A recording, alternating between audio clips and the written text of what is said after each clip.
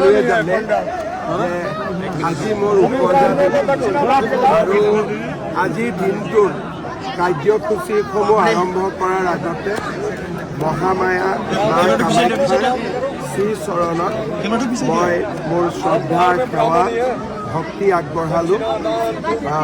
মা কামাখ্যাৰ শক্তি আমাৰ অসমখনক শক্তিমান কৰি ৰাখক, জাতিটোক আগুৱাই লৈ যাওক আৰু সকলোকে শান্তি প্ৰদান কৰক, সমন্বয় প্ৰদান কৰক।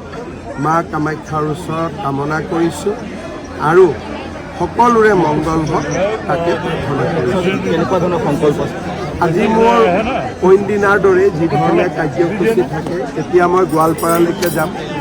গোৱালপাৰাৰ পিছত দৰঙলৈকে আহিম, চিলাৰায় দিৱসৰ কাৰ্যসূচীত অংশগ্ৰহণ কৰিম।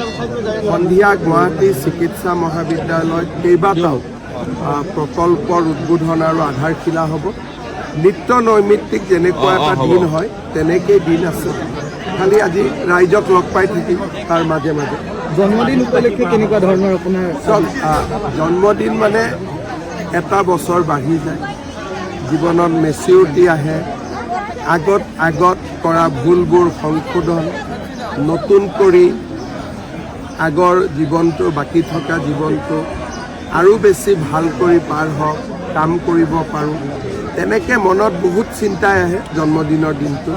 বিশেষকৈ যেতিয়া ৰাইজৰ মৰম দেখোঁ, ৰাইজৰ আশীৰ্বাদ দেখোঁ, তেতিয়া মনত এটা সাহসো পাওঁ, আত্মবিশ্বাসো পাওঁ। অসমবাসী ৰাইজে যোৱা 25টা বছৰ মোক বিধায়ক বা মন্ত্ৰী বা মুখ্যমন্ত্ৰীৰ আসনত ৰাখিছে। ৰাইজৰ প্ৰতি মই সদায় কৃতজ্ঞ। আজিৰ দিনটোতো মই অসমবাসী ৰাইজৰ শ্ৰীচৰণত প্ৰণাম জনাইছোঁ। আজিকালি ভাৰত চৰকাৰৰ বাজেট এটা সময়ত আছিল যে ৰাজ্যত এখন ৰেল দিব, ৰাজ্যত এটা প্ৰকল্প দিব, কিন্তু আজিকালি সেইবিলাক যথেষ্ট এটা সাধাৰণ কথা হৈ পৰিল। আগতে ৰাজধানী এখন দিবৰ কাৰণে বাজেটৰ প্ৰয়োজন আছিল, আজিকালি তেনেকুৱা প্ৰয়োজন নাই। আমি মাত্ৰ এটাই চাওঁ বাজেটত যে ৰাজ্যলৈকে এইবাৰ ৰাজহ কিমান বিকেন্দ্ৰীকৰণ হ'ব। ৰাজ্য চৰকাৰৰ পৰা বাজেটখনত আমি এটাই চাওঁ যে যোৱা বছৰ আমাক কিমান টকা দিছিলে, এই বছৰ কিমান টকা দিব। মই নিশ্চিত যে যোৱাবাৰতকৈ এইবাৰ আমি বেছি পুঁজি লাভ কৰিম। জন্মদিন বুলি ভাবিছে কেনেকুৱা ধৰণৰ সংকল্প? এইবাৰতো সকলোৱে জানে আৰু বহুত বেছি বেলেগ কথা কৈ শব্দৰ মায়াজলতো থাকিব খোজা নাই। এইবাৰ এটাই সংকল্প যে ভাৰতীয় জনতা পাৰ্টীৰ চৰকাৰ এখন যাতে অসমত মিত্ৰ দলসমূহৰ সৈতে ভাল কৰি হ'ব পাৰে। বহুতবিলাক কাম কৰিব পৰাৰ পৰ্যায়ত এতিয়া আমি আহি পালোঁ। গতিকে মই ভাবোঁ যে অনাগত 5টা বছৰত যদি চৰকাৰখন আহে, জাতিটোক আৰু এখোজ আমি আগুৱাই লৈ যাব পাৰোঁ।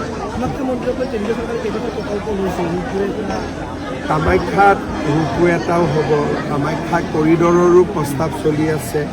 কিন্তু এটা কথা সকলোৱে আমি জানো যে ই এটা প্ৰাচীন মন্দিৰ আৰু নীলাচল পাহাৰখন গোটেই সকলো স্থানতে ইয়াতে কিবা নহয় কিবা এটা মঠ মন্দিৰ আছে।